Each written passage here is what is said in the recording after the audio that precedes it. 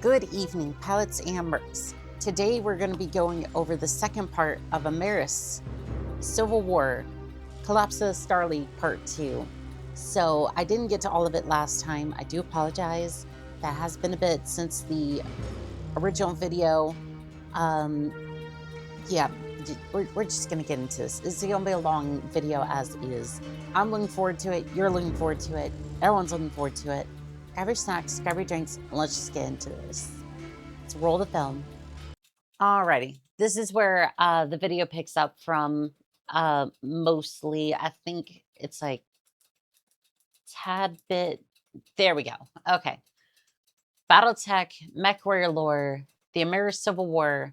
Let's get it. For years now, the heart of Star League had been under the thumb of Stefan Amaris. His atrocities would become a bleak mark in the history books of mankind. Weekly and sometimes daily, Amaris would broadcast his message to loyal subjects. The Rimworld's Republic is fine. It's just under construction. Yeah, everything's fine. Don't worry about it. Krinsky didn't beat the shit out of everyone there. Of his empire, while controlling the spread of information he did not approve of. Rumors of brutality, murder, and chaos had escaped Amaris' empire, at extreme cost in some cases, but there was little in the way of hard data or information. SLDF fleets and observers had tried to gather extensive information, but it came at a cost. The SDS and drone fleets were a lethal countermeasure to SLDF curiosity. Amaris in his own dispatches painted himself as the liberator of the hegemony, the conqueror of a corrupt noble house, the man who slew the tyrants of the Cameron line, and was now a guiding hand toward a prosperous future. Some chose to believe these lies. Others found themselves incapable of such self-deception. I wonder how that could be. Krinsky took another tactic. Firstly, while gathering intelligence for the push to the hegemony, Krinsky began a PR war. Okay, why I gotta ask, why does Amaris over here look like that cat that's just like squinting? I don't know if I can find the image of what I'm looking for, but it looks like a cat that's just squinting and just very put out about the current situation. But that's just his face. It's like a resting bitch face.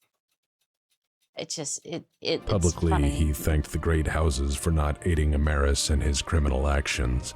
He spread the rumors he knew, painting Amaris to be an incompetent, tyrannical, and ruthless dictator interested principally in punishing those who did not fall in line. That's pretty accurate. Krinsky aired Amaris' dirty laundry, showing the inner sphere who he truly was. Simultaneously behind the scenes, Krinsky met with the leaders of the great houses. His message was simple. Get off the fucking fence and choose a goddamn side because I'm about to drop a hammer on this asshole. Word. Something like that, yeah. Because he's already conquered the Rimworld, so next logical target. Something like that.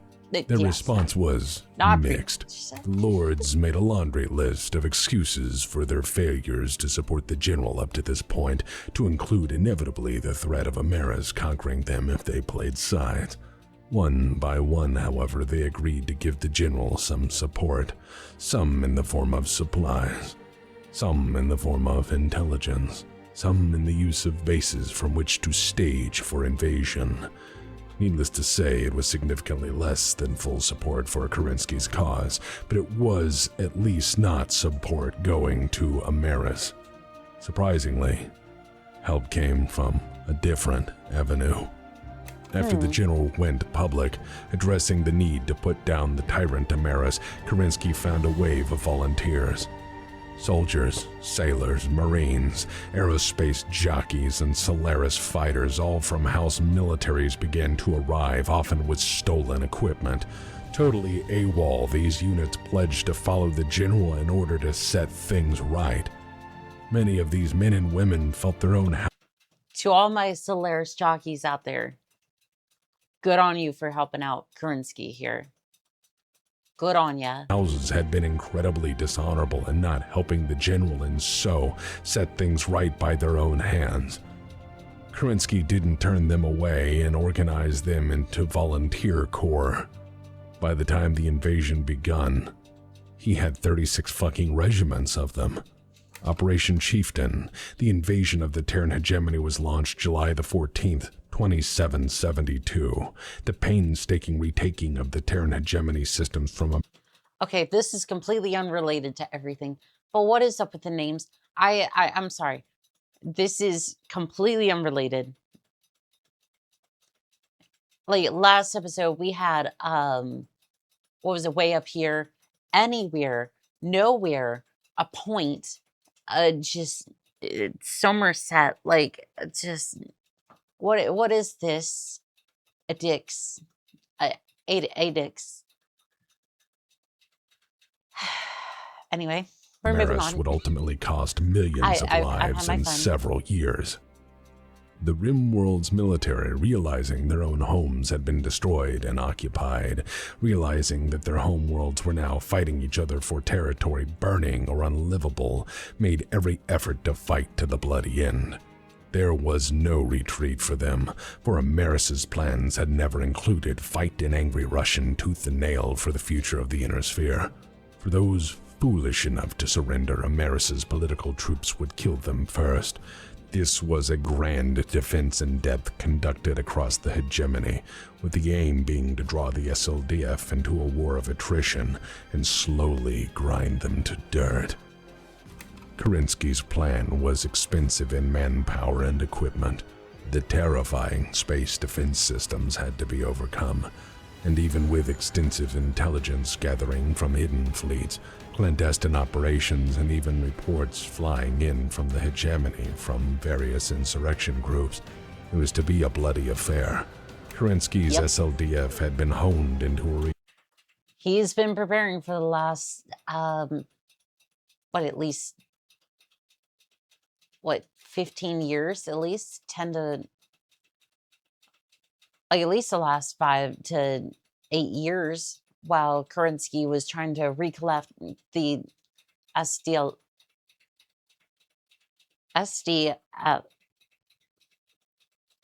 Starlight Defense Force. I have trouble with that particular acronym. Anyways, while he was trying to get all of his resources together, take over the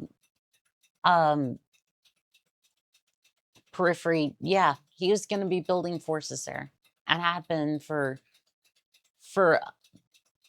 decades before all this. So yeah, no, it's remarkably efficient fighting machine, now no longer a mere defense force, but an avenging army of an ideology. Star League and all that it represented. So long as the fleet moved and the army fought for their fellow brother and sister, Star League was alive. Kerensky's battle plan was to cut off world after world. From the outside in, slowly Kerensky encircled the hegemony, and he struck with purpose and precision. From July 2770 to January 2777, Kerensky took world after world away from Amaris. Amaris's forces had nowhere to run, and they fought like cornered beasts. They burned fields, cities, and worlds. They used every weapon they had. Atomics, biological weapons, suicide attacks. They tried to grind the SLDF down. They used the human population as shields. They forced Kerensky to pay for progress in bodies, and take his time in doing so. Kerensky's strategy was to cut the invasion corridors into slices and put 2 armies in each. Raiding units under Aaron de Chevalier had learned much, namely that the SDS systems in place were not to be trifled with, and that the worlds were reinforced all to hell. The plan then became to cut the hegemony apart from the outside in, to maintain constant pressure so that reinforcements could not be shuffled from one point to the next, and there... I wonder if it was also, he may cover this shortly. I wonder if cutting this space into different pieces also allows for supplies not to be transferred, because a lot of these a lot of these worlds, they produce one export. That's it. They are known for one thing, and it could be battle mechs, iron, food, agriculture, mechs, technology, anything under the sun. They could have one export usually. It's not a rule, it's just more what ends up happening. And usually with a lot of different planets, you can kind of cover your bases there, but you don't see too many planets that are self-sufficient. So I wonder if this will also cut off supplies. So it may be armored all to hell, but if you don't have any food, how are you going to survive? By denying Amaris the benefits of a defense in depth. It was important to not stop the pace of the invasion once it started. Otherwise, Amaris could shuffle and dig in. What they found when the invasion started horrified the SLDF. It would take the deployment of the SLDF's full 1,000 infantry regiments to conquer many built-up worlds as Amaris had built terrifying defenses. Some worlds were no more than awful killing fields, with Kerensky unwilling to authorize weapons of mass destruction for a decisive or quick victory.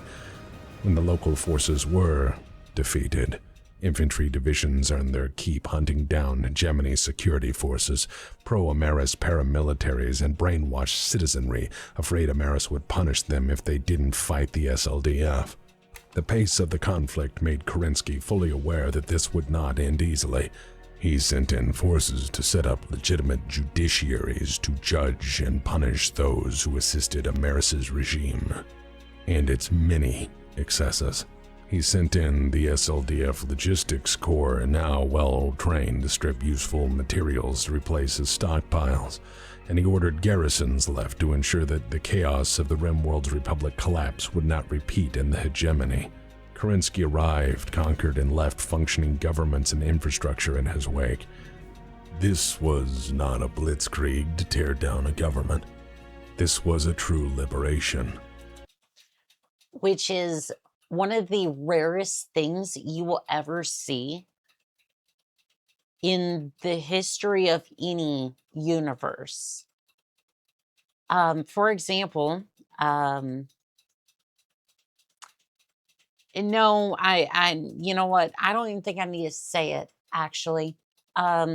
We say how that's gone in history. Not well, not well. For other people. I'm not going to say what, I'm not going to say where. But y'all know how that usually pans out. It usually pans out with the desert remaining the same as it was when somebody was there for about 20 years. Anyways, moving on. Still, the cost would be in human lives. The Star League Defense Forces found the drone ships and space defense systems were manned by elite teams now all too familiar with their operations. Despite thorough strategic considerations, the SLDF found itself utterly incapable of attacking the SDS systems without serious losses. Each and every attack was at enormous cost, losing ships they could no longer replace. Groundside Amaris' forces would respond to invasion by falling back to extensive fortifications and using every weapon at their disposal, to include nuclear warheads and chemical attacks. Amaris' troops were content to burn a world, its population, and even its future habitability to cinders to deny it to the SLDF. After all, denying a world was not that grand a gesture for someone who'd already lost their home. Each of these battles cost the SLDF personnel and time, in many cases to capture worlds heavily scarred by total war. Despite successes, the war was slowing considerably.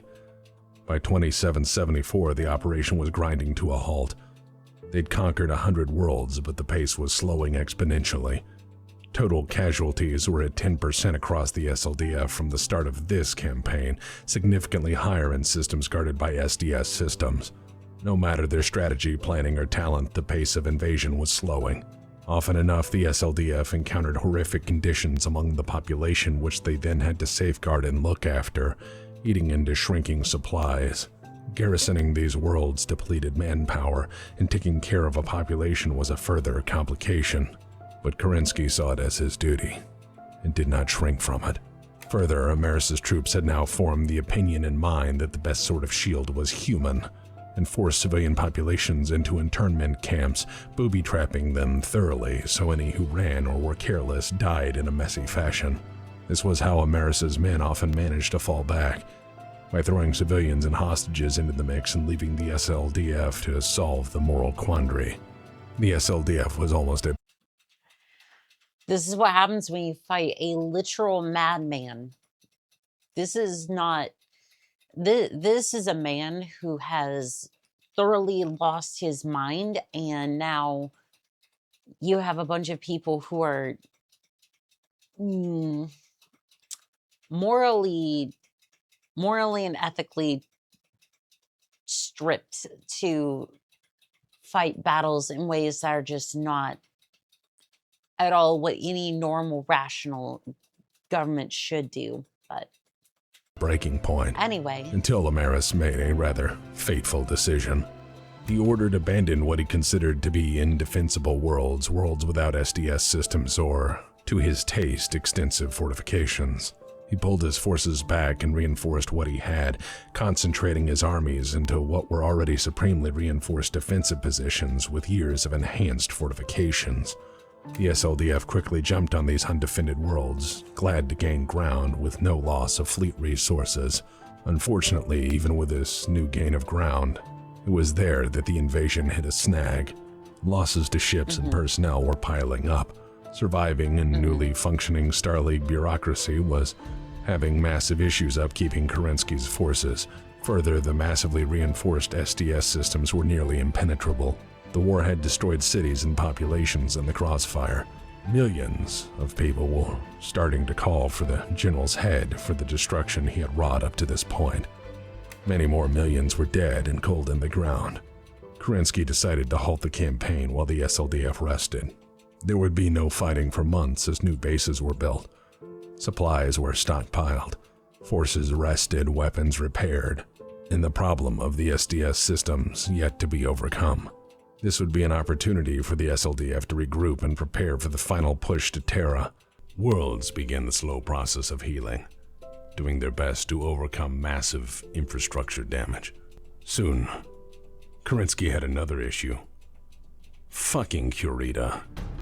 House Kurita had been a thorn in the side of Kerensky from the start. From opposing fleet movements and supporting Amaris, at least well unofficially. Soon, Kurita made a proper power play. He arrived on hegemony worlds bordering his territory, worlds free of Amaris' forces, with what Kurita called a relief force. The Kuritan relief force was a giant fucking army with civil servants, engineers, and bureaucrats. Essentially, Kurita was annexing territory and seeing if the general would stop him. And while Kerensky thought about slapping the shit out of him, he really couldn't fight a two-front war. He publicly rebuked Kurita, pulling his forces back, and realized in the end it didn't matter anymore. He now had the forces not tied down in garrison, and at least the people of that world would have a government and assistance. Even if it was awful, Kurita, Katana wearing asshats talking about honor and stuff. I love how House Kurita of all fucking houses did this bullshit.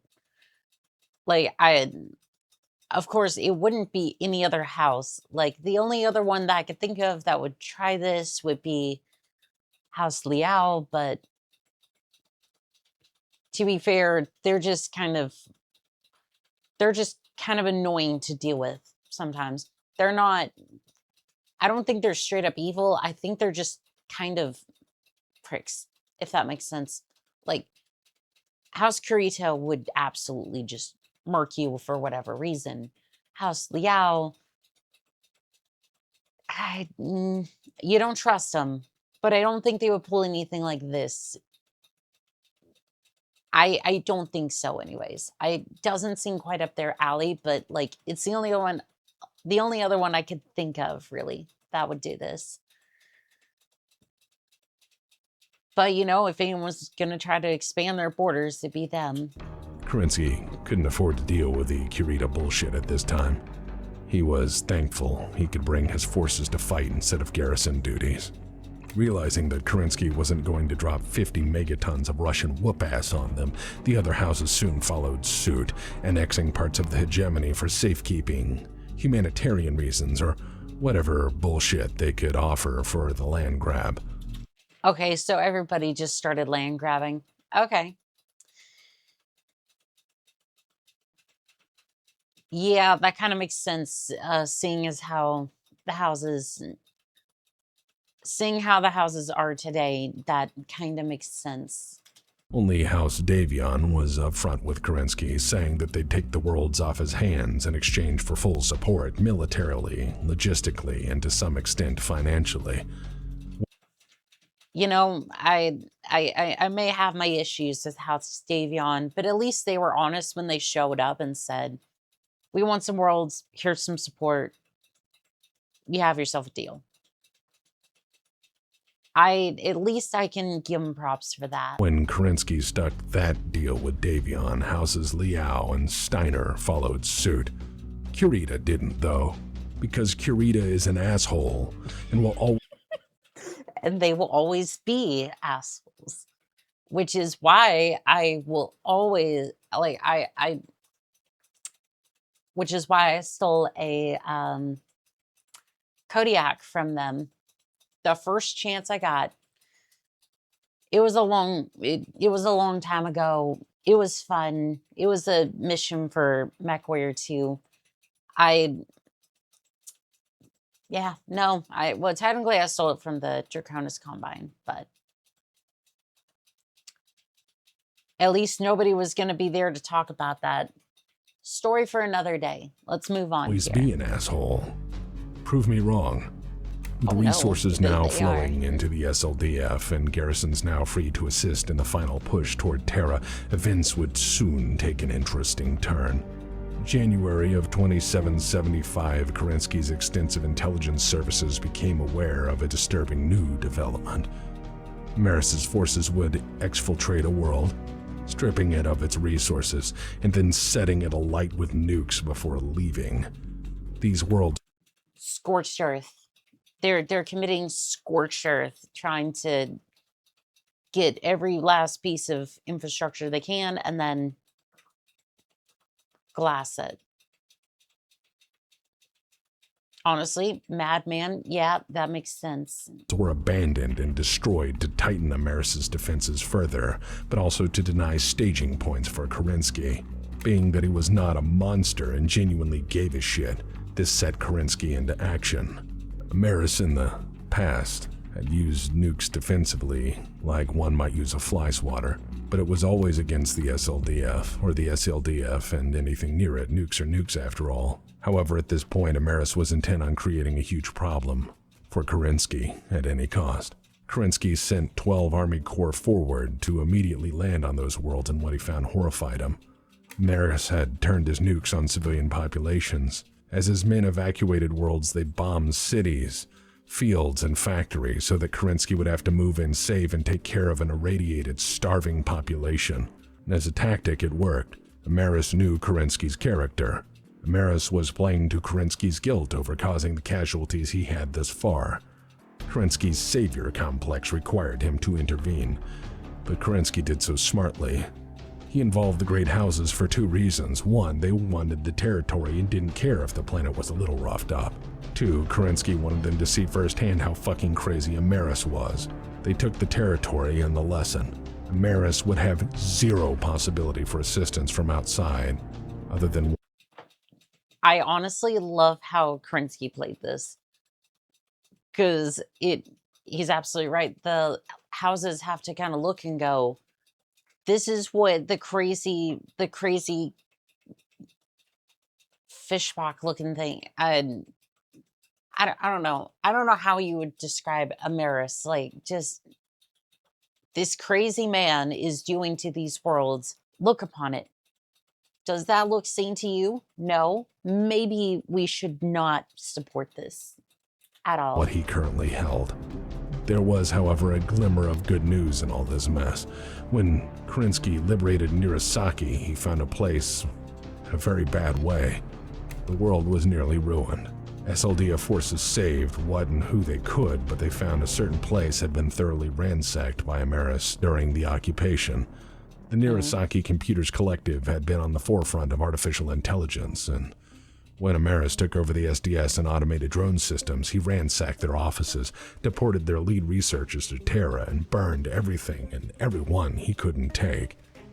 However, in the depths of the facility, Dr. Catherine Glimp had years before hidden a hard drive with all the data on the SDS that Nirasaki Computers Collective had ever researched. These blueprints, schematics, and documents proved it was possible to jam the control system used for combat command and control of the drone units and the links between them. With this information, it would be possible to fight an SDS and win, though at a cost. Within the weeks, though, the SLDF had an edge, and soon, the war was on the road again. The closer to Terra the SLDF advanced, the worse it got. Even with the edges they had, the numbers they had, the training and experience they shared. Because, again, they're stripping, Amaris here is stripping the worlds of all their resources, glassing them, scorched earth style, and then just pulling back to these other planets here. And now it's becoming more an indefensible, or more defensible, because the territory is getting smaller and smaller. But yeah, this is going to be interesting. I wonder how this is going to shape up towards the end. By this time again drawn his forces into tighter and tighter defensive lines. By concentrating his defenses, the Rimworld's Republic forces, plus their new regiments, had made the war more difficult the further Kerensky advanced. By the time the conquest of Terra was on the table, it was 2777. And the SLDF was down to 35% of its pre-war forces. Many veterans of the war had been fighting for so long they'd forgotten how the war started. Many had been injured, rotated out of action, and then rejoined their old unit, now merged into the remnants of 5 others. Some veterans bore scars of 10 or more years of hard fighting. Some veterans had fought for over a decade to find their homeworlds burned and their family long dead. For them, there was nothing but duty, really. They were invested in the outcome of the war just to see it done. Amaris had to be brought to justice. That's all there was to it anymore. Through all this, they'd remembered their oaths. The Star League was alive so long as they fought. The final liberation of Terra started January 23, 2777, and in itself it took over 2 years of brutal fighting. The road to Terra had been punishing in the extreme. The majority of Kerensky's ground forces were dead, destroyed, disbanded, or lost, and half of his navy was littered between the periphery and the cradle of humanity. It is absolutely disheartening to hear that, like, every single one of these people, or at least the veterans are still alive to this day, lost their homeworlds. Like, the family that they had, long gone. And then now to hear, like, they are going to have to take on this little... Each one of these points is a defense system. How do you even get past that? Like, that is one hell of a defense What ships they had left were held together largely by the salvaged remains of their sister vessels. Few ships, if duct taped together. Yeah, that makes sense. any, bore no mark of the war in some major way. The crews, however, were hardened fighters willing to see through to the end. The road to Terra was going to cost them more than they thought. By this point, as stated, the other houses of the Inner Sphere saw the writing on the wall and decided to back the general, not the usurper. There were precious resources at last to afford a final operation, one last huzzah. Military supplies and refugee assistance poured in from the Capellan Confederation, the Lyran Commonwealth, and the Federated Sons. Not House Kurita, though. Again, a most shameful display. As a historian, I can think to only say this: Kurita has always been kind of a dick. Just saying. Anyway. Yeah, yeah, that's about right. I don't work with them very often. Sometimes you just get like the worst contracts, and sometimes you have to fight for them once, and it's just like you bring your own supply line. Bring your own supply line. Do not trust them for anything because they will screw you over. Other than that, you should be fine. Anyways, with such backing, with financial and material assistance, with fresh blood and parts and equipment, Kerensky proceeded toward the endgame. January 23rd of 2777, Kerensky invaded the most heavily defended world in the known galaxy. Pardon me for phrasing it this way, but you don't just walk into Terra. Terra had been reinforced over the centuries to be impossible to invade. Only Amaris had ever succeeded in conquering it through generations of preparation by his dynastic line. The exploitation of an idiot First Lord, brutal cunning, and sheer audacity.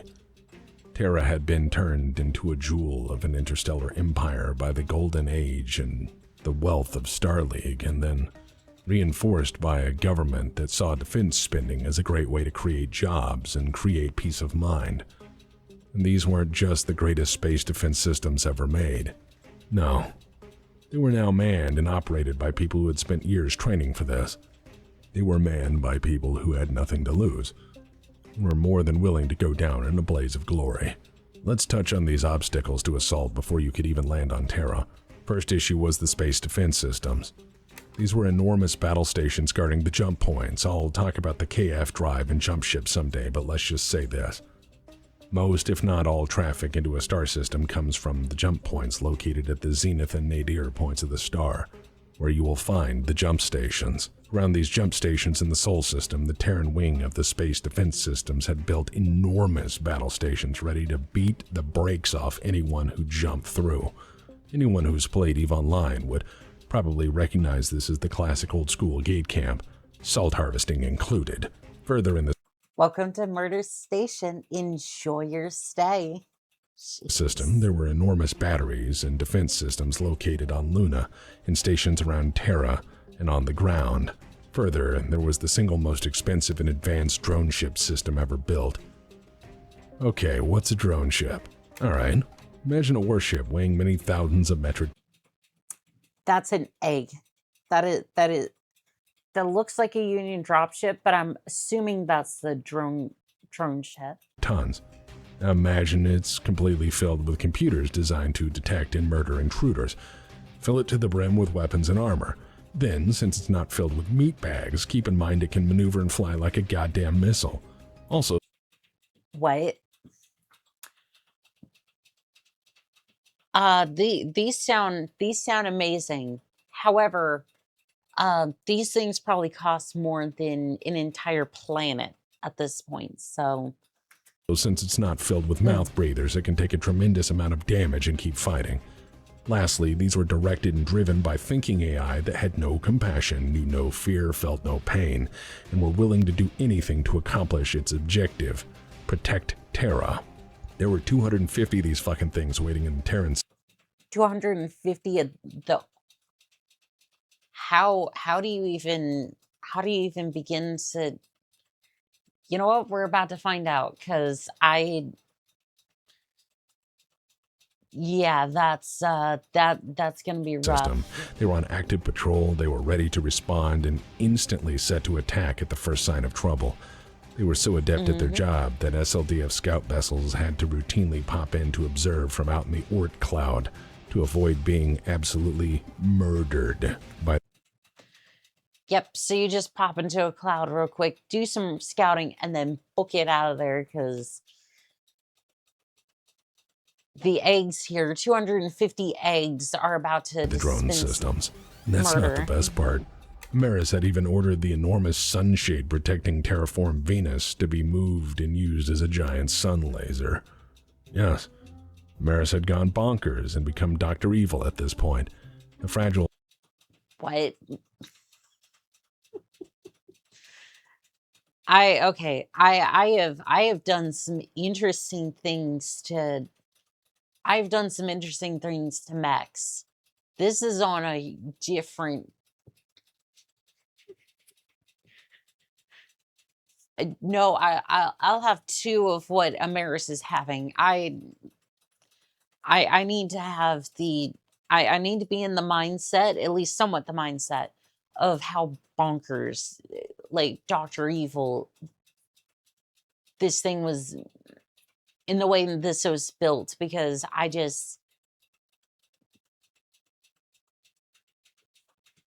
this looks amazing. I'd love to have this. Any chance you can put it on a mech? Sunshade tore when they maneuvered it, and Amaris got really mad. Venus went from a paradise world to inhospitable within a single generation. I mentioned I'm sorry, what? this in detail, not because I trend toward tangent, as you know I do, but yes. I want you to understand, this was Amaris' thinking. Have a huge pile of military assets and go, no, I want a giant space doom laser powered by the sun. Mr. Editor, I want you to add Venus to the list of things Amaris ruined.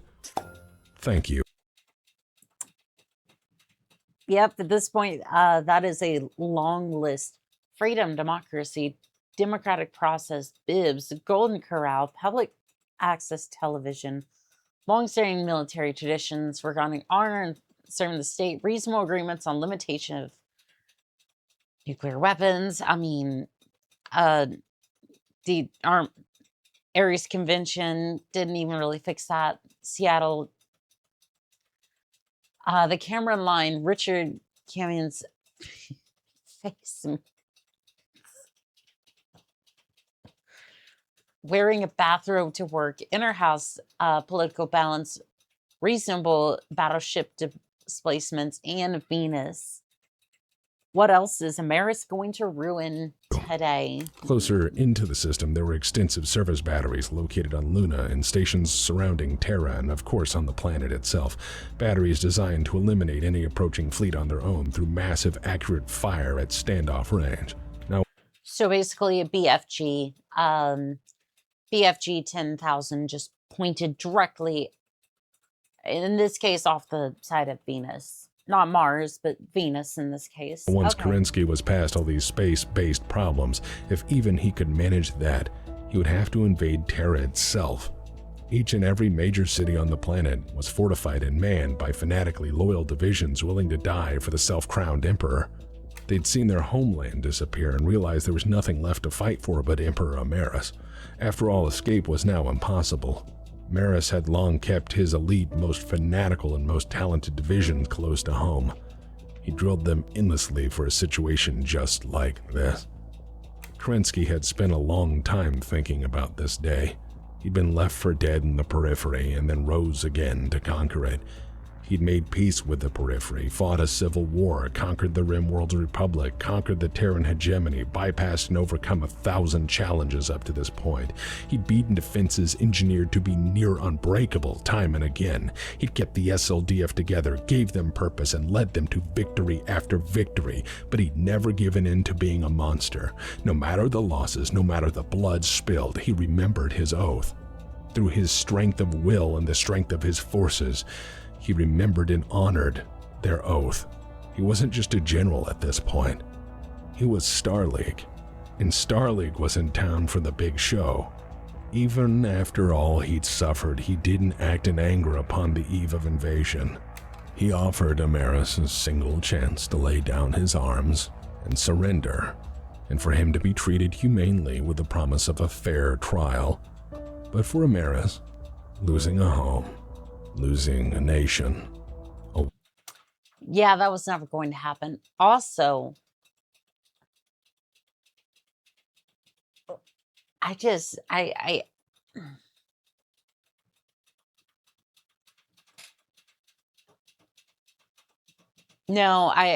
was going to say was that,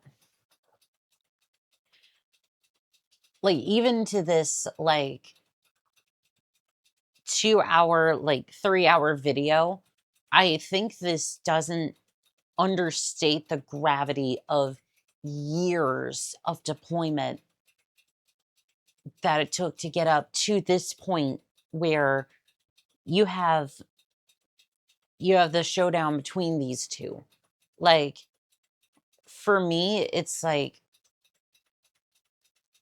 I feel like these are just the you scraped off like a bit of the cliff notes here. And again, this is not on Tex. Tex did a great job on this video so far. Like Tex does a really good job on these videos. I'm just like, I feel like we just kind of, I don't want to say we just kind of got here, like he had like a free pass, if you will, but it's just like, I want you to understand, I'm struggling to grasp the gravity of the accomplishments of the last like years that it took to get to this point to where he's now facing off with Amaris. Like, again, I don't think that it wasn't earned. It was earned. However, through blood, sweat, tears, in many battles, it's just that, like, trying to understand like a lot of these battles and a lot of the losses to try to get here would actually help tremendously to feel the weight of this confrontation here. Because I feel like with that missing, the gravity of this moment is, it's not lost on me. It's just like, I feel like we got here way too quickly. Of course, I'm not going to be saying that after going through some of Saban's videos, but I might need that. I might need that for sure. War and a coup makes a man a bit crazy. Amaris had watched it all burn. He'd watched everything he'd ever achieved fall away like ash in the wind. Amaris refused to surrender in an insane, rambling message. Kerensky realized his choice was made, and it was on like Donkey Kong. Intermission. Yeah, we did not get here last. Intermission. Oh, well, okay. Hi, editor here. Just letting you know, we put an absurd amount of work and time into this, so we decided this is called the intermezzo, which is an Italian for intermission or something. Normally, this is where you go pee or smoke or whatever in the lobby of the theater. Please. This isn't a theater. This is probably your house. The song is called Kerensky Blues, and it's written by the goat.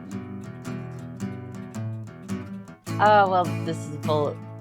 This is the instrumental version. I wonder if you can find all the Easter eggs we put in, or the cameos. None of you never knows the Fiesta Pale in the last episode. This goes so fast.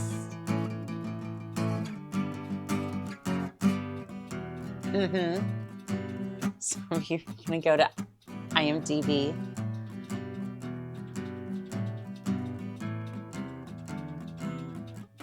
I love the way that they put these little. I love the way they put in these little jokes. Half of you Patron money goes to the editor. Yeah, I'm not surprised.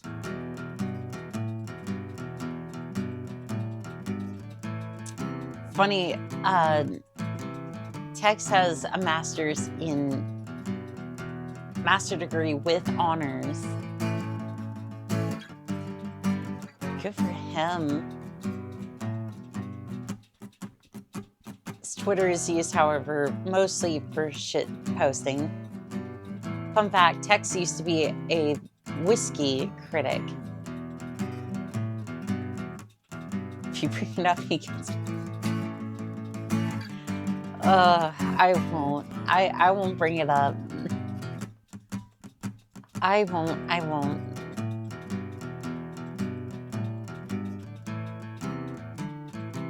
I was more Picard for Star Trek, but I get where Captain Picard is really good.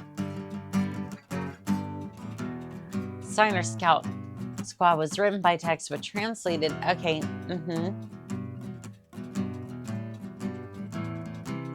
Text refused to address the existence of the show.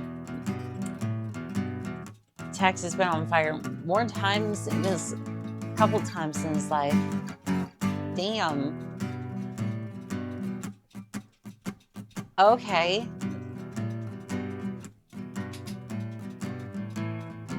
I don't want to skip. He's also a legendary ship poster. I don't want to skip any of this because Tex made a 3D printed. Awesome. That is so cool.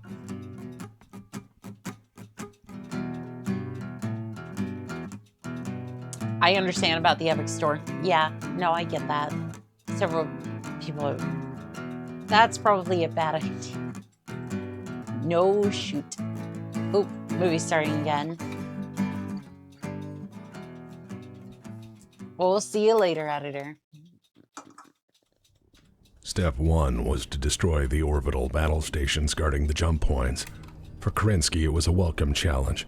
Kerensky had made a career by embracing creative problem solving.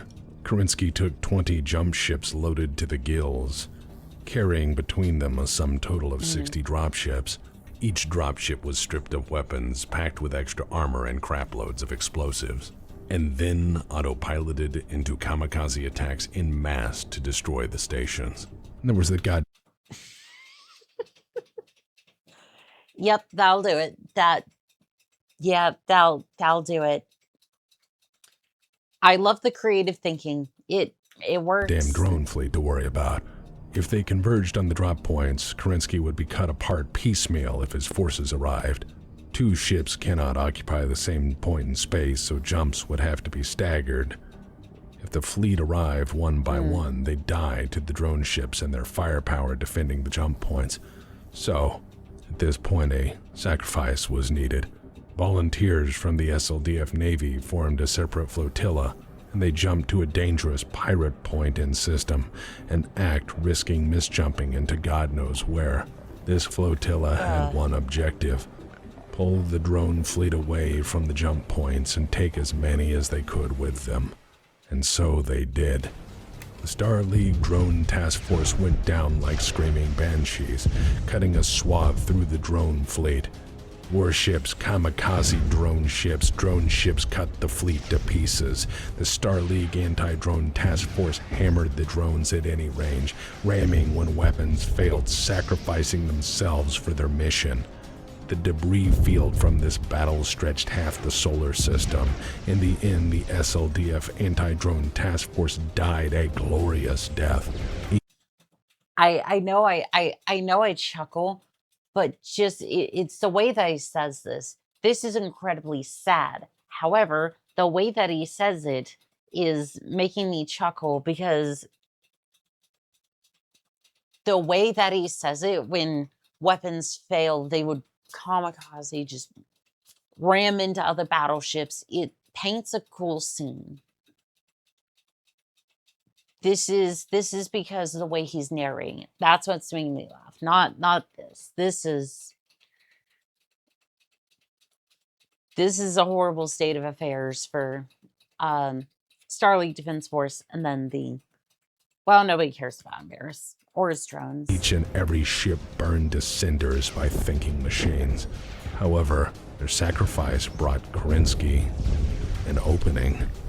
40 brave and mad crews had destroyed over 100 drone ships in a 2-day manic space battle. Brave lads, all of them. With the jump points now clean, 932 warships converged from 8 separate staging worlds and began high-G maneuvers for Terror itself.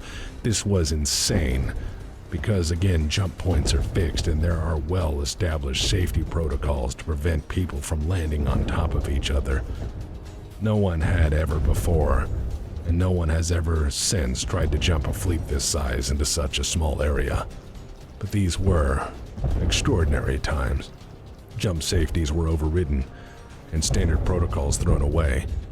The order was for crews to jump as fast as possible, giving them 5 scant minutes to clear before the next group flew in. Kerensky made a small speech before the throwdown, and with that, it began. Amazingly, only 20 ships misjumped or had drive failures. Some emerged inside the other before exploding, and still the SLDF plowed onward. Through suicidal ramming tactics against the remaining drone ships, madman sacrifices, and a willingness to get this final task done at any cost. Through the loss of an enormous amount of lives, vessels, and time, Terra was finally open. Kerensky soon made landfall, taking to the field in his Orion battle mech. 30 divisions made the first drop under a canopy of all the aerospace fighters the SLDF had left. All space defense stations were silenced at great cost, and the warships hovered overhead to provide close orbital fire support. Kerensky landed himself to retake his hometown on the Moscow front. And there, in the ruins of his beloved Moscow, he saw what the Rimworld's Republic military had made of once magnificent cities. Needless to say, he was a bit mad at all this, and only accepted the surrender of the 33rd Amaris Dragoons after they pleaded with him for mercy. Any mercy, over 2 hours of sustained government-issue ass-kicking. Yep, if you had your hometown destroyed like this, I think you'd be a little upset too. And I can't imagine that mercy is going to be any sort of pleasant, but we'll see how that goes. Among the ruins of his hometown, Kerensky found his family, who had gone underground, endured, and formed the backbone of the local resistance movement. From this moment on, Kerensky fought with renewed purpose. He was emboldened because in the ashes of Moscow, against all probability, he found his family alive and well and realized not all was lost. Kerensky ground Europe and Asia beneath his mech for the next 2 years, breaking Amaris's grip on the world 1 division at a time, 1 city at a time, 1 fortress and strong point at a time. From Spain to the Far East, Kerensky conquered a hemisphere, deliberately searching out and eradicating every mode of resistance. Things got so bad for Amaris' goons that they resorted to using human shields and firefights as a regular battle tactic to slow SLDF operations.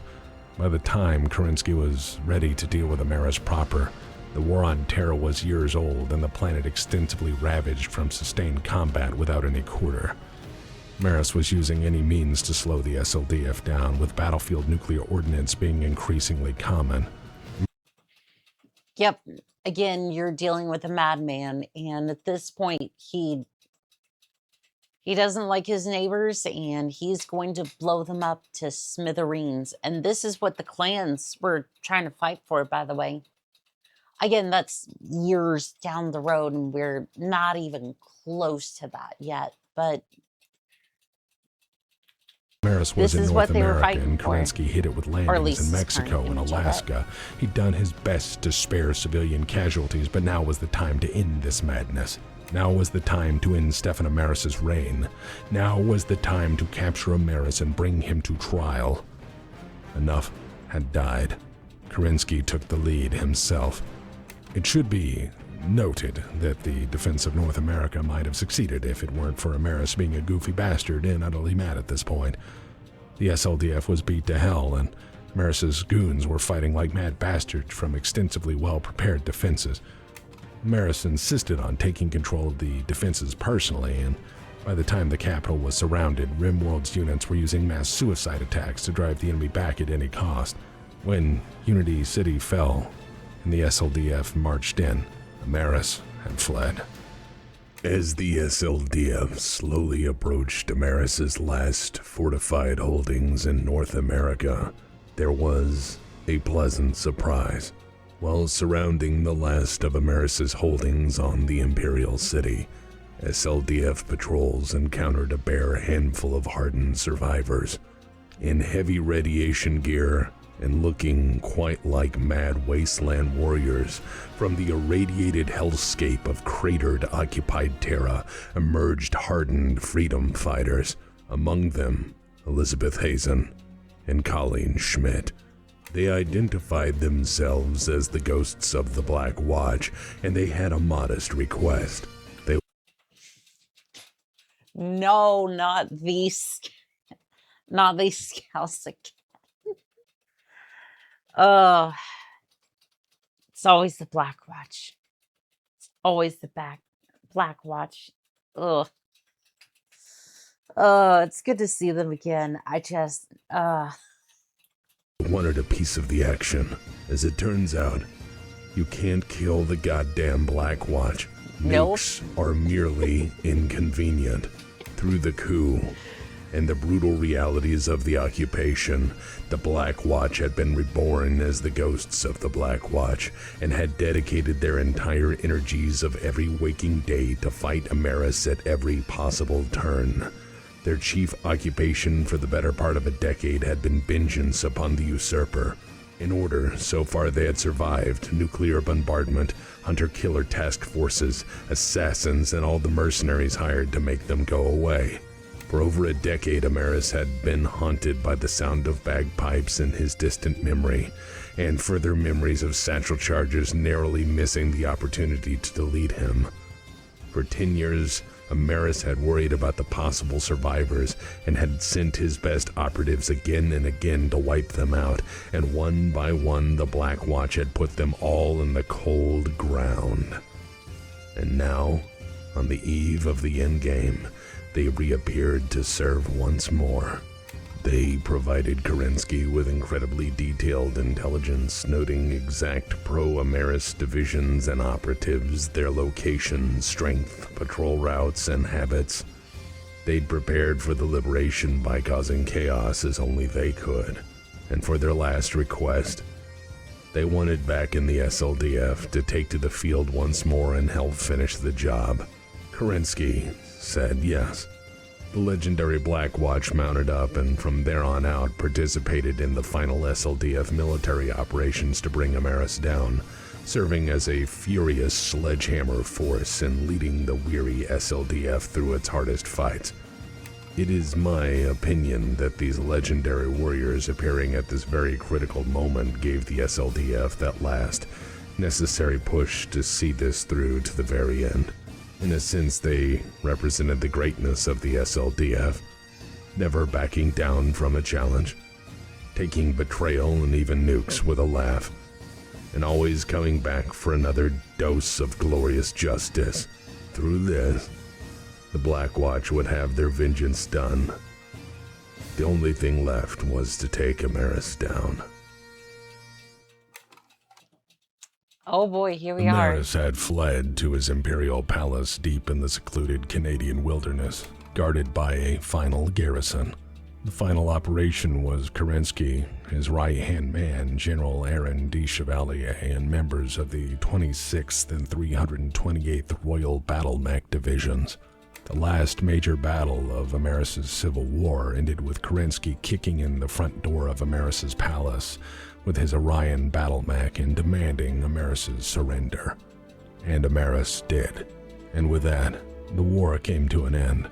Once Amaris had ordered his men to stand down, there were only a few thousand left. Earth was a near ruin, much of its population homeless or starving. Kerensky had tried to spare civilian populations the worst of it, but Amaris had not. All in some way bore the marks of the conflict.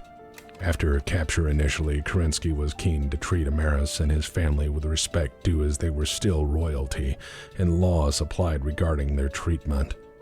Kerensky was, if anything, up to this point observant of the laws and regulations of his oaths. Kerensky made certain Amaris had everything a deposed noble should. His family was kept in surviving luxury accommodation while forces gathered to debate what should happen. That was until people discovered how this had all started. It is of note that the SLDF had no idea what happened to the Camerons beyond rumor. They had assumed Cameron was kept as a captive, and that would be used as leverage if Amaris ever needed a quick way out. A bargaining chip perhaps kept in a... Yeah, that does kind of put a hamper on things, doesn't it? It's like, oh, well, you know, Cameron was still at... No, he He just straight up drew the pistol and went, that was the end of Cameron. That's going to change a few things. Gilded cage. But that was not to be. 2 weeks after Amaris' surrender, the Imperial throne room was unsealed for the first time since the coup, since the massacre of House Cameron, and within the SLDF found the rotting carcasses of the entire Cameron family. The tomb. You're telling me that nobody was ordered to clean? Yes, he's a madman, but like, I gotta have expected somebody to be like, hey, you know, maybe we should clean this up. No? Okay. Of House Cameron shocked the SLDF. It gutted them. Kerensky had to see it for himself. Kerensky stood in the throne room for 30 minutes, examined how this had all started, drinking in the details of the massacre and the awful desecration and how the bodies were merely sealed in and forgotten about. Kerensky thought about things for 30 minutes, and 30 minutes only. Before he flew out to Amaris' hotel, he had decided on what to finally do with Stefan Amaris. I'm guessing some sort of execution, maybe dropping him into the nearest sun. There was no trial. There were no words. Kerensky dragged Amaris, his family, his retainers and advisors out of their accommodations and put them against a wall. And on his order. Firing squad. Yeah, that makes sense. He had them all shot. Terra was in ruins. Star League was gutted. The hegemony, a series of cratered, scarred worlds with displaced populations. The SLDF were now all veteran soldiers without much in terms of guidance, cause, or even a home. Many of them had been wounded multiple times and found ways to continue on. Their victory now seemed, if anything, hollow misery. The fleet was a collection of scarred vessels held together by jury-rigged repairs, stolen parts, and ragged determination. Star League was now a distant idea, a memory that had sustained them up to this point through hell, through enormous loss time and again, and now nothing to show for it. The SLDF was down to at best a quarter of its pre-Civil War manpower, its fighting men and women shells of the people they had once been, used, abused, and wounded by the horrors of war. And that's not even to mention, like, everything else is still rebuilding at this point from the Civil War. So, like, what do you even do with these people? Like what do you do as a combat vet at that point? It's like, they're not going to integrate well into society. They almost never do. And again, I would imagine, like, some of these go off to mercenary units or just probably go fight with the great houses, because I don't know what else you do at that point. Because, like, I can't imagine most of these people finding a decent place to go. Many of them factually now had no homes. Or even if they could return, they were so scarred and twisted by the conflict they'd never fit in. The war had made them ghosts. In the very end, Kerensky had 113 divisions left, many of them severely under strength, missing critical components. Most of them were patchwork divisions made of survivors, volunteers, mercenaries, and replacements. The once proud SLDF was a mob of soldiers reduced to understrength units barely maintaining cohesion as a fighting force. And soon enough, things would get far worse. The great houses, seeing opportunity, began to act.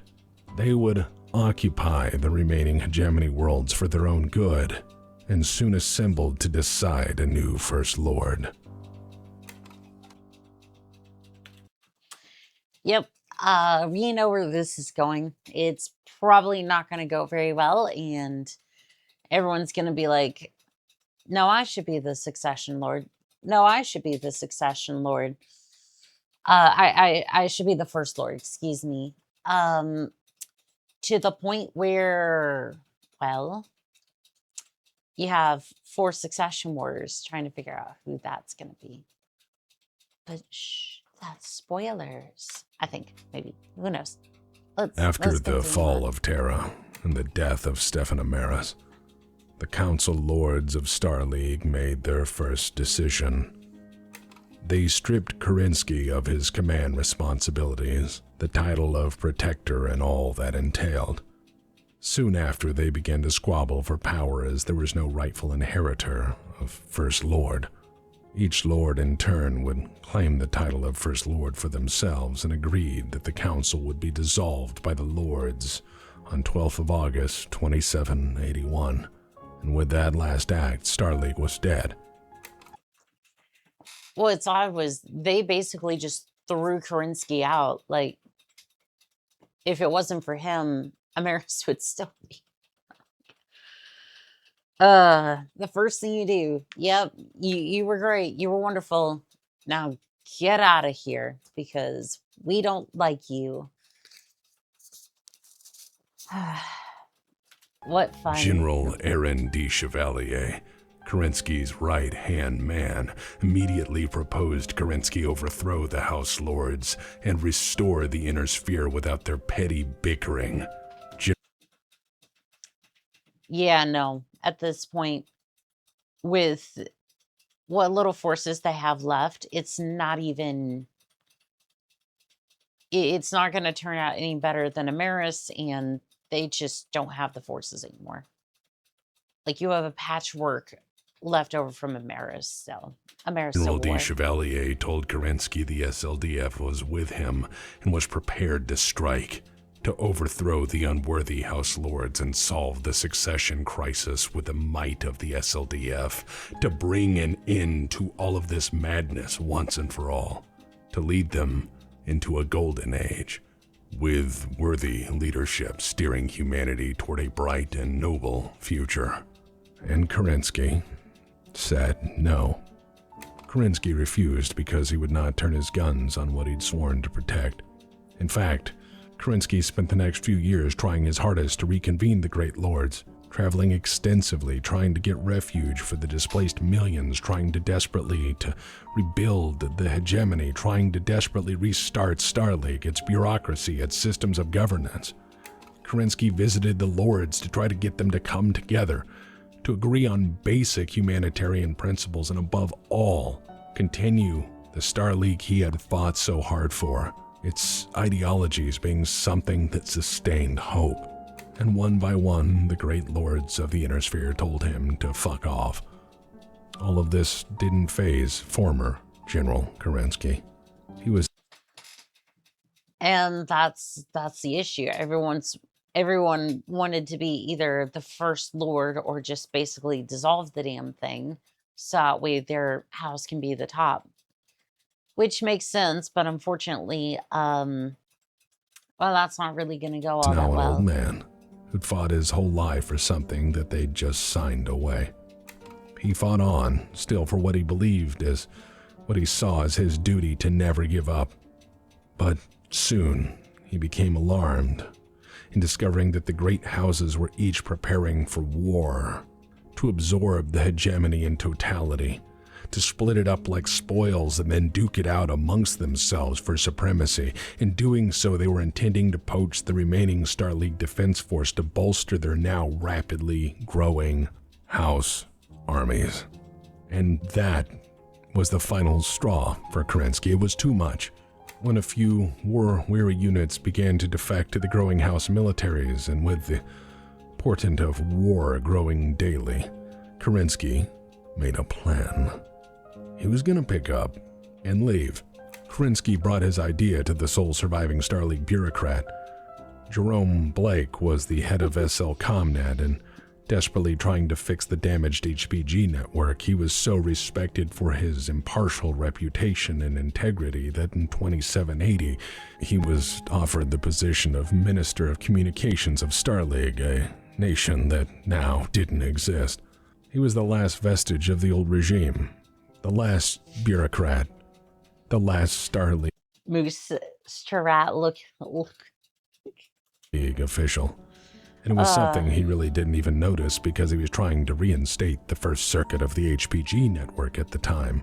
His nomination was one of the last few things the Great Lords ever agreed on, other than stripping Kerensky of all power and going back to arguing over who was now First Lord. When Kerensky confessed his intentions, Blake was furious, but agreed to prevent anybody from ever finding out until Kerensky was gone, on a few conditions. Conditions that Kerensky agreed to. With secrecy assured, Kerensky assembled the remnants of the SLDF and addressed its officers in a warehouse, despite having been formally removed from his rank by the Lords of Starleague. He told them that his intentions were to take the Starleague Defense Force, its stockpiles of weapons and technology, and leave the Inner Sphere forever. He said that the spirit of the Star League was alive in all of those who had suffered with him, and that they could leave the coming storm to take the weapons and technology away from the people intent on destroying everything. He discussed even perhaps to return someday, to restore order and sanity, and perhaps hope. The majority of the assembled SLDF agreed to this plan with a standing ovation. A small percentage wanted to stay, thinking abandoning Terra and the hegemony was a betrayal of ideals. Kerensky created a poll and asked every member of the SLDF their choice, stay or go. Yeah, it's interesting to hear him say this because, like, it does make sense. The Star League,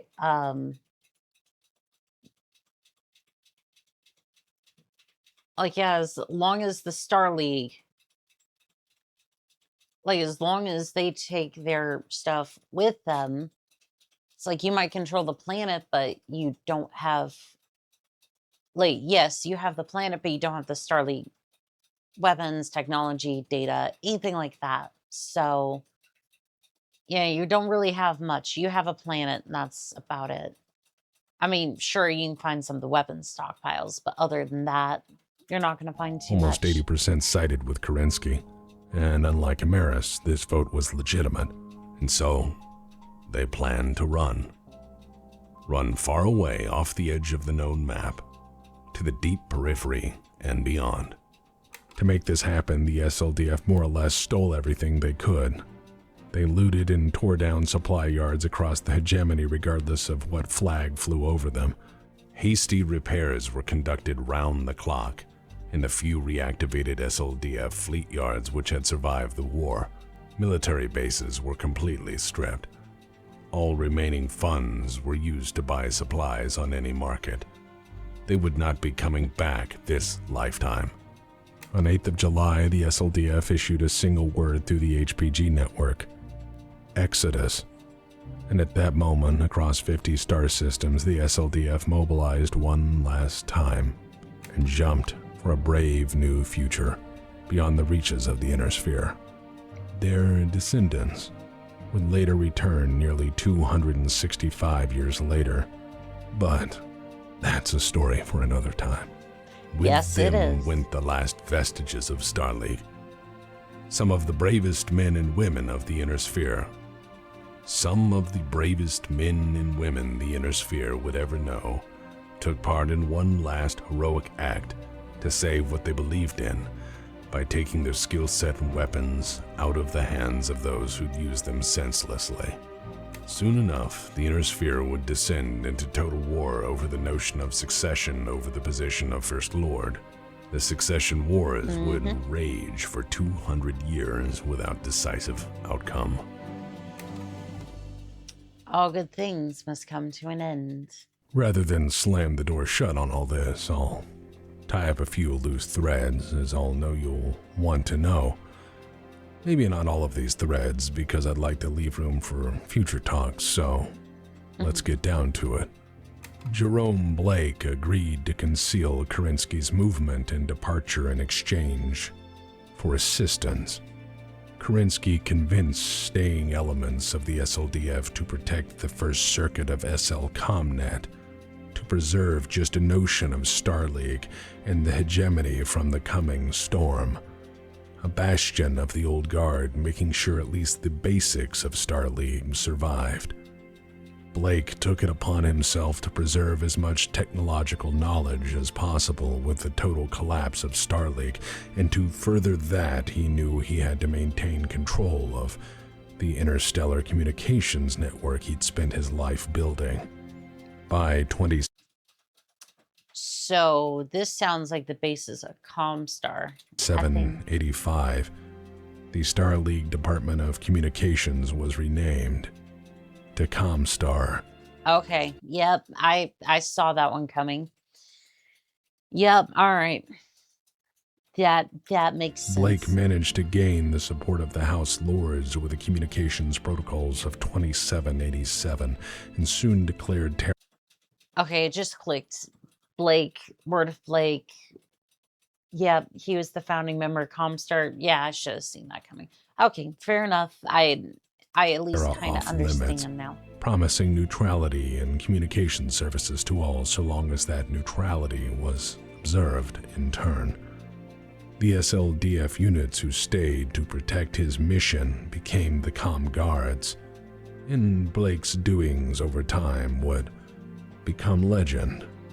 After Amaris' death, Kerensky didn't simply want to dump Amaris' body, for he feared supporters of the madman might be convinced that he never died and was waiting to return. He also didn't want him buried, so as to prevent the gravesite from being a shrine to the fucker. So Kerensky dropped Amaris' fat corpse off at the New Samarkand Medical School to be publicly part of their display and studies for generations, so medical students could see what a fat idiot looked like. Oh, I love it. I love it. How can we get rid of this guy without giving him a shrine or making sure that he doesn't just disappear and other people start rallying around it? Let's give it to the medical institute. I love it. That is until the secession wars caused such a loss of technology that the stasis systems stopped working, and they just dumped his body somewhere. Yeah, For all we know, Amaris' corpse is in a dumpster behind Golden Corral.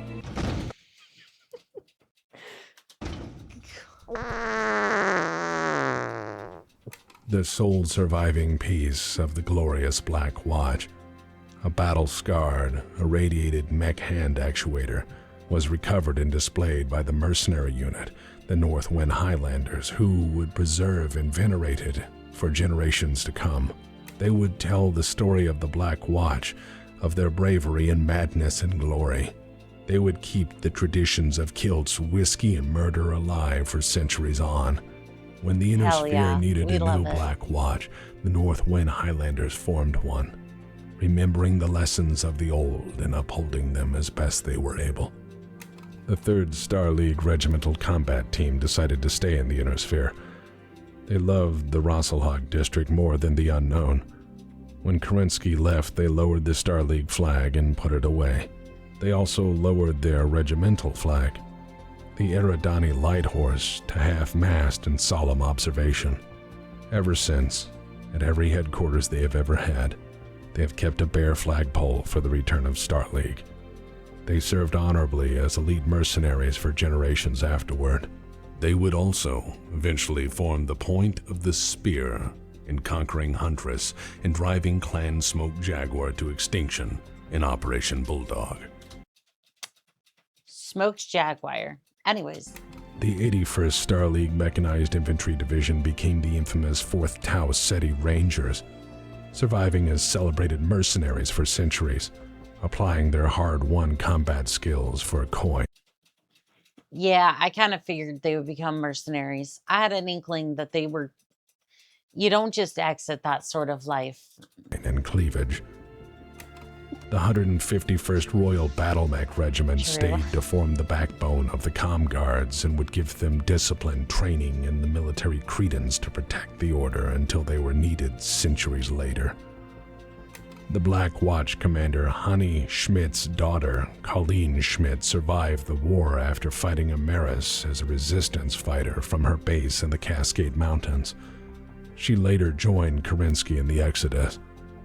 In time, she would eventually become the first Khan of Clan Blood Spirit and found the Schmidt blood heritage, spawning several future Khans and living on today as an honored blood name in clan society. Major Elizabeth Hazen of Black Watch fame survived the coup, the nukes, the occupation, and fought Amaris until he died as a guerrilla fighter throughout the long occupation of Terra. She earned with distinction the Star League Medal of Honor. She was, in fact, the very last person ever awarded that medal before Star League collapsed. Rather than stay in the military, she tendered her resignation and recuperated in a remote monastery. She also took up falconry as a hobby. I never thought that somebody like this would just end up being like in a monastery and then take falconry. Like that, it's usually one of the two. They either become a mercenary or they do something completely random. And that's it. That's it. There's little to no in between. Kerensky committed to the Exodus. She enlisted and rejoined the SLDF. In Exodus, she would become one of the 4 founders of Clan Jade Falcon. Major Of course she did. Philip Drummond, a member of Amaris's own 832nd Amaris Dragoons, had defected to Kerensky during the Rimworld's Republic campaign, rather than serve the usurper any longer. He joined the SLDF, keeping his commission and joined the general in the Exodus. In time, he would become the first Khan of Clan Novacat, and of note, the only Khan who was at one point Amaris's man. Franklin Osis, a tank commander in the SLDF 238th Armored Division, would join the Exodus to become a farmer. Completely tired of conflict, circumstances would... How do you... A farmer, a man of your talents. Like, how do you go from tank... Well, yeah, I could see where you could go from tanker to farmer real quick. Would change him drastically. And after a span of time, he became first Khan of Clan Smoke Jaguar. And some I know will ask, so let's get to it. What about the Periphery? Well, for a time it turned into a total shithole. You see, the Periphery was utterly smashed by its own reckless campaign of hippity-hoppity, get-off-my-property, I have nuclear weapons style of warfighting. And then it emboldened terrorist groups to fight the SLDF, terrorist groups they funded and equipped. Terrorist groups that then refused to listen to the government once the SLDF left. After all, those people felt like they were entitled to a piece of the action. Also, while the SLDF had conquered them in an age of reunification, it had also rebuilt them. No more Star League meant no more reconstruction, and many places more or less collapsed. The Rimworld Republic fell apart or was annexed, or one and then the other alternatively. New powers in time rose, but never to the extent of the old Periphery's strength. And for a time, the SLDF itself faded into legend, falling into the memory of distant past. And deep beyond the Periphery, General Kerensky made one last broadcast. It was sent via radio, and would have only reached the Inner Sphere 1,000 years later. Interestingly enough, the Inner Sphere would not have to wait 1,000 years to hear the final words of Kerensky. It was intercepted by Task Force Serpent on their way to destroy Clan Smoke Jaguar. It was not a bitter message after all he'd been through, but Kerensky's last words, it's kind of surprising that, but I'll let it toward the Inner Sphere, were a message of hope. To all citizens of the Inner Sphere, do I, Alexander Kerensky, send greetings. Know that I have taken the remnant of the Star League Defense Force, which has remained true to its purpose, beyond the boundaries of the Inner Sphere, beyond the Periphery. I have done this, neither out of disappointment with those whom we leave behind, nor out of spite or disdain, as some will say. No. We have left the inner sphere because we love it too much to see it destroyed. In the wake of the usurper's coup, and the long, bitter fighting that came with it, I fear that my forces would do incalculable, possibly irreparable harm to our society. We are sworn to ward the Star League and its subjects, not destroy it. Thus, we have left the only homes we have ever known to place the destructive capability of this armada beyond the reach of those who would use it, not for defense, but for conquest. Perhaps, with the might of our mechs and ships out of reach, the leaders who now grapple with one another will relinquish their dreams of subjugating their neighbors and learn to live in peace with them. Perhaps, one day, should mankind step back from the brink of the abyss, we, our children, or our children's children, will return to once more serve and protect and guide the Star League in mankind's quest for the stars. Which is interesting for him to say, because his son basically turns around, or at least from what I can gather from the fellow pilots and text here, they immediately turn around and go, we're going to breed the best soldiers, or create the best soldiers, to conquer the inner sphere and go back to Terra. What's up with that? Yeah, what's up with that? And then it basically creates this great, there's one more state that wants to basically be in control and do whatever. I'm just like, this is kind of why I've had the attitude of like, it's interesting to learn all this, but at the end of the day, it's like I love the history. I love the mechs. I love the people that were involved with this. Like, I love their stories, right? But how many damn times have we basically come across the same old story of people just wanting power, people wanting to consolidate that power, and eventually, no matter what you do, they're always going to want that. It's like no matter what you do, everyone's going to fight for power, and that's fine. I just want to live my life. And it's interesting to see these perspectives of people, their stories, their morals, their thought processes, like Kerensky here, and the people that served under him, and eventually to the creation of the clans.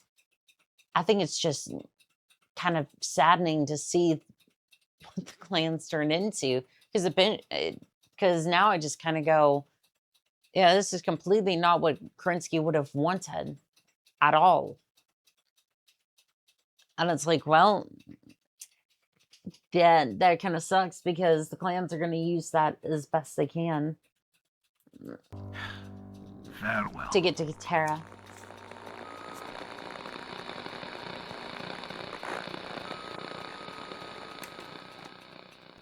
And on that note, I think I'll wrap this up.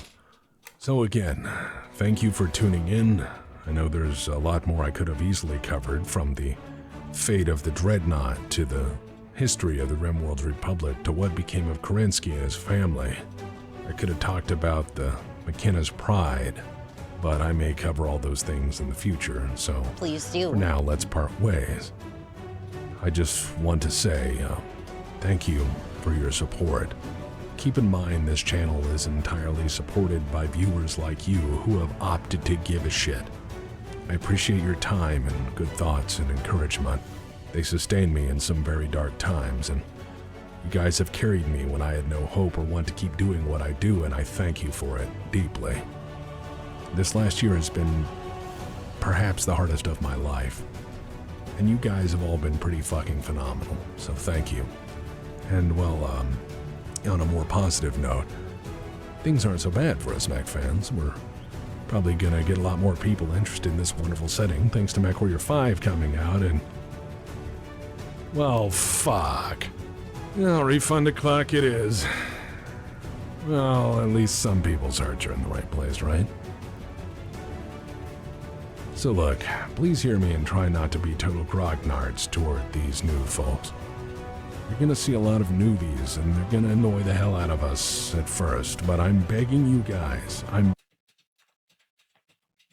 one of the newbies. I have, well, okay, it's not entirely true. I'm coming over from the Mechwarrior 3 side of things, not necessarily Battletech. I'm trying my hardest to get into that side. And I've actually started, I've actually really appreciated the Battletech side of things. Like, I've really started to enjoy the Battletech side of things. And as much as I struggled with Mech Tech, I think it's going to eventually become one of the games that I feature more prominently on this channel, even though it's a rough one. It's definitely rough. I have tried my best, but we'll continue on. Begging you to accept these people with open arms and to teach them our ways, to hate clanners for being smug assholes, and to trust Capellans and laugh at Curita and love trash cans. The Irby is cute, and I'm keeping him. I'm keeping him and a bunch of other urban mechs in the hangar, ready and outfitted for combat, with way too much C-bills spent on them. And if you're wondering, yes, I do have 2 really good functioning Irbies for Mechwarrior Online. And I use them constantly. And I love them dearly. It's trash, not trash cannots. Teach them the story of Kerensky and Tukiet. Teach them the joys and sorrows of this great setting. And lastly, why you should always pay your bills, fucko. Be good Mechwarriors. And teach a new generation the joy of what we have. I think we'll be able to make the world a little bit better if we try. Or just wreck them on tabletop and say, welcome aboard, fucko. Anyways. Attention, free birth scum. I am the Khan of Smoke Jaguar. You have made a mockery of our ways through the use of your weapon known as humor for far too long. Genetically engineered losers who don't understand good jokes say what? What? Well, while he's thinking about that, class dismissed. Those mercs we hired ought to tie him up. All right, boys and girls, to the dropship. You cannot flee my wrath. I will leave you. And he's leaving. This is ridiculous. He promised he would stay this time. Yeah, I think he... Where are you, motherfuckers? All right, well, bye, Tex. And now comes the You dare to refuse my Patron. Hey folks, welcome to Uncle Bucky's Urban Mech Emporium. Hell yes. I will take your entire stock, all of your urban mechs, please. Especially the Aero 4s, load them up onto the truck. Matter of fact, we're probably gonna have to get several VTOLs in here. I need all the urban mechs. One-stop shop for urban mechs and urban mech parts. Located on Van Zant, 2 miles west of the spaceport by the Golden Corral. Pull up, get yourself a mile of grits, and then waddle on over to Uncle Bucky's Urban Mech Emporium. Home of the all-you-can-drink water fountain, free balloons for kids, and sick deals. I'm Uncle Bucky, and let me tell you, I got an urban mech for everybody. Need your lawn mowed? Urban mech. Cousin's wedding? Urban mech. Keeping the damn intersphere from taking your freedoms? Am I being detained? Urban. Hippity hoppity, your property is now covered in Aero Force. Mech. Urban mechs are the finest mechs C-bills can buy.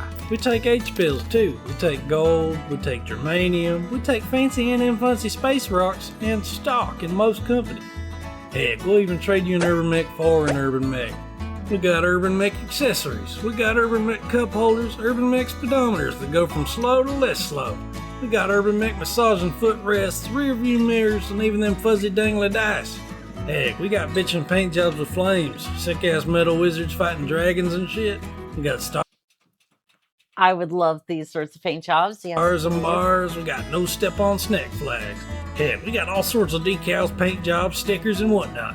Customize the heck out of your urban mech at minimal cost. We got fast urban mechs, slow urban mechs with autocannons, urban mechs without autocannons, one that's like 47 machine guns or something. How does one achieve this much DACA?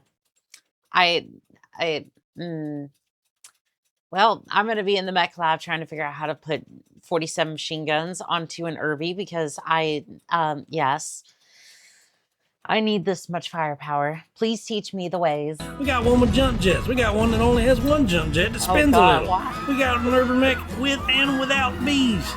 We got urban mechs with spiky bits, sharp bits, angry bits. Heck, we even got one with a nuke. Hey, check out this sick ass nuke! I will take all of them. Give me the urban mech with nukes, please. Hey, my name's not important, and I'm here to tell you about the Periphery's greatest auto mall of bargains. Come on down to Star League Auto. That's right, we got cars dating all the way back to Star League. Sorry. Who gives a shit if they're 250 or whatever years old? That's some prime age vintage auto for any auto enthusiast. Look at this Blue military products rotunda at a sleek 20 tons. It's the perfect car for any occasion. Powered by 20 tons of car. But why? Why do I need as thick as a locust? By a fusion engine, you got nukes under the hood for a quick getaway. Did I mention that it's got a fucking large laser and... I'm sorry, what? Oh, okay. I was completely turned off for a second, and then you start mentioning Aeroforce, large lasers, SRMs in your armored car. Okay. SRM2, yeah, you can pass anybody because if not, they're dead. They're dead, it's great. And nobody's gonna tow your car because it weighs 20 tons. Find me a city parking attendant that's gonna tow a nuclear engineered 20-ton car. Also, as a bonus, it's got 4 doors for more whores. Located on Van... Excuse me, those are cat boys. You will treat them with respect. Or I will send my fleet of Irbies after you. Apparently, they're just next door to the Golden Corral over here. 2 miles down from the old spaceport across from Uncle Bucky's, and it's not a goddamn nuke!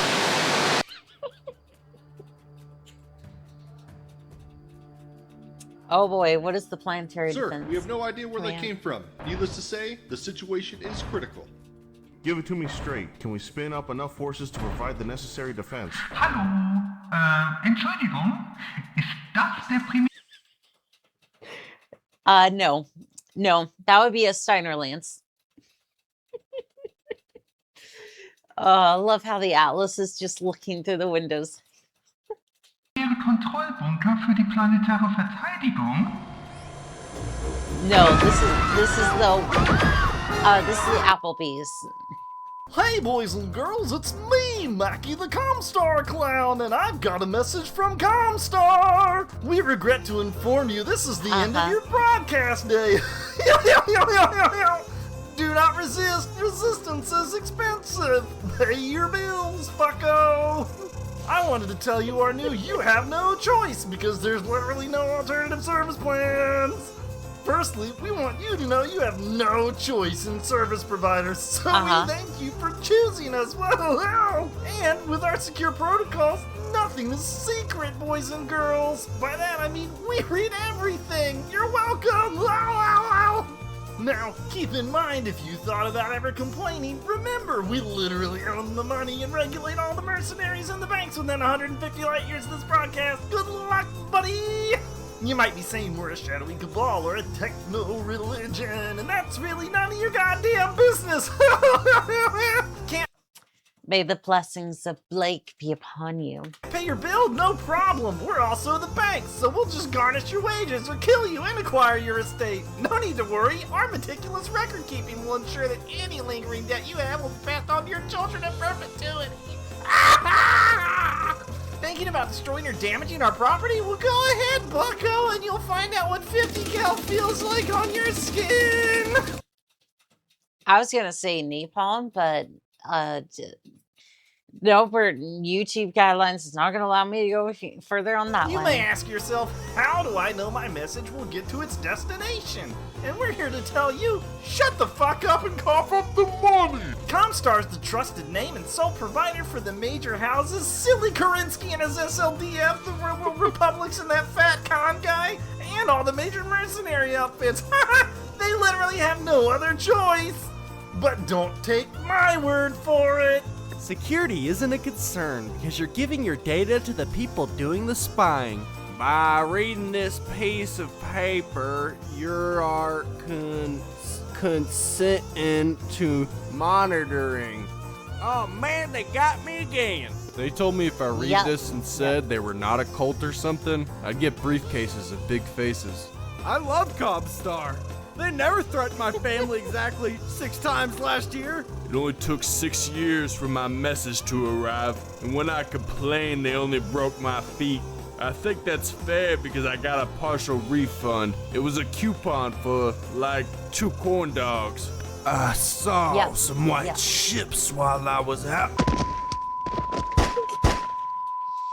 They told me they knew I was up to something, and they put me in space jail. Comstar! When you think we're watching, we are! Oh, what is this? Commodore 64. Load. Karinsky. Loot. Oh, they're loading the song from earlier. 2 old friends, never seen again. 1, 2, 3, 4. Levnagle ring. Huge thanks to 2723. David Miles for adding extensive resources to our Starleaf era documentations. Probably the nicest thing Kurita has done. The Alex Karinsky Blues. I was fighting rebels when I heard Amaris call. He said, fuck all the Camerons, this is my Special Starleague thanks after to all. George Ladox for voicing Duncan Fisher. To be fair. The Alex Karinsky Thanks for Catalyst Games for not shitting on their fans and not selling their soul. True. World's gone, now it's Operation Cheat Time. Blaine says I did mostly okay. Most.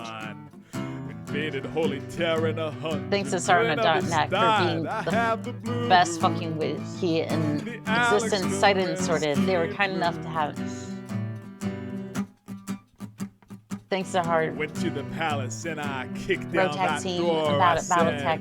All right, Amaris, time to end your civil war.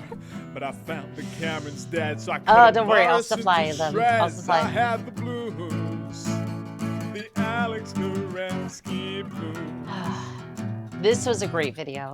Like, I gotta say, Tex, you outdid yourself. Disclaimers. Oh, here we go. There's no way to endorse it. People wanted me in They'd charge, but I had to say hell with a belt no, if they because of the booze. Fan art Battletech art is wholly owned by whoever the hell licenses. So I gathered up This my is being army presented and I for said, educational hey, boys, purposes. Yes, it is. Special thanks for the Legion. Believe me, I know it else did. It means a fuckload. Real food looks like how do you fuck up tortillas? You know, there are some people who can. Special thanks to Heckler and Koch for ESP. Also thanks for PGI for processing the refund in record time. Yeah, Epic Store was not a good place to start out for Mechwarrior 5. The Alex Karinsky blues. I don't know what it is, but it makes me... So I died and left all I had in the hands You guys are... my son. And what did he do? Yes, I am insane, but it's okay. Now all they want to do is go and burn my precious in his sphere. I have the blues. Definitely not going to get me copyright struck into oblivion, but you know. The trek to a new horizon is a long thing. A trek to the stars. A Star Trek. To boldly go where no man has gone before. Or something like that. We worked with George to enhance the credits. Texas does not claim that he owns any part of Battletech. This is for purposes of parody or education. These are the fucking credits. Hello, everybody. This is Duncan Fisher. Brought to you by Sidecorn. Sidecorn. It's got 1,000% of your daily value of goob. What the fuck is goob? Who wrote I don't this? know. I'm goddamn Duncan Fisher. Yes, Tex yes. hired me to read some of these. Let's see. Patreon. Yes. Role players Patreon. is smoked Where your dreams go to die. This is where you spend your fucking money paying this goddamn misanthrope to do God knows what. Why are you paying for this? This isn't even credits. It's a phone book. Who are all these people? Fuck it. I'm not reading this. I'd rather suck up to Comstar. At least they pay me on time. I mean, do they? Do they? I don't know about that one. I feel like House Davion pays better, or at least pays on time. Okay, I don't fine. like him. I'm back. Contracts be damned. Okay, I'll read this, but I won't be happy. Black Pants Legion, good. This is true. It was just like written in crayon on the page or something. I'm reading this right. Catch-22 ate a whole bowl of Fiesta Pale. Jesus, fuck, how do you even do that? It's not even remotely food. I mean, I guess. I'm not entirely sure. Ladies and gentlemen, I'm just saying this for the record. I'm not wearing pants, black or otherwise. This mech announcer flies free. God bless Solaris, and God bless mech pilots everywhere.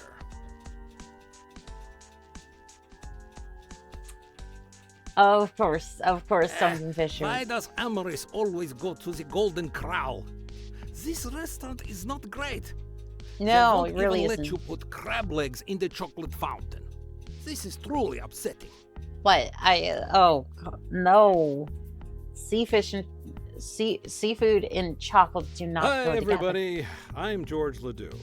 And I love all of you very much. At least that's what this script says. From Neverwinter Nights to Freedom Force to Dying Light to Battletech, it has been my privilege and honor to voice your favorites, to act, and to play a part in all of your fun over the years.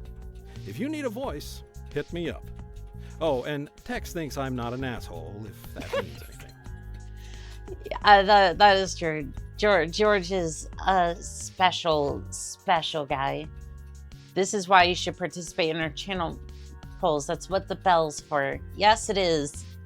You should ring it for both of our channels, because you'll find the link in the description and in the cards. You see what I'm did there? I'm appealing to your ego, but you'll forgive me because it makes you happy.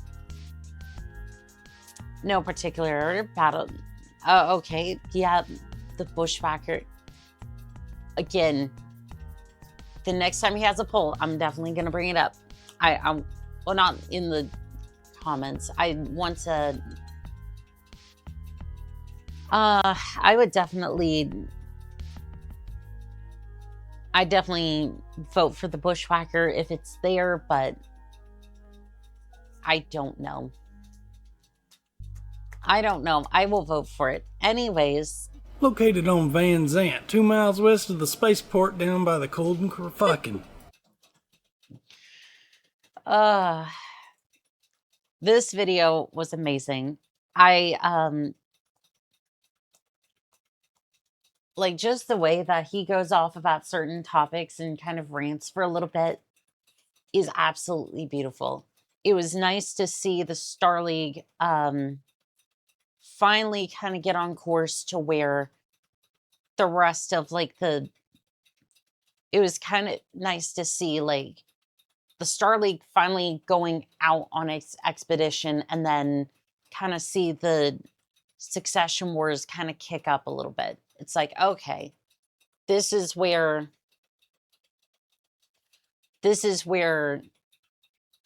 everything kind of links together a little bit with the pieces that I know. Because again, most of my knowledge is from late succession war era. I would say 30, 25 and later is essentially where most of my knowledge is. But there's enough there to be like, okay, it's Comstar. This is how the map looks a little bit here and there, and then good to go. I'm definitely going to have to review these videos a couple of times to see like there's details I missed, or just generally because I want to view it again, just so I can get a lot more of that detail in. But for now, at least, this has been Call Sign Onika, signing out.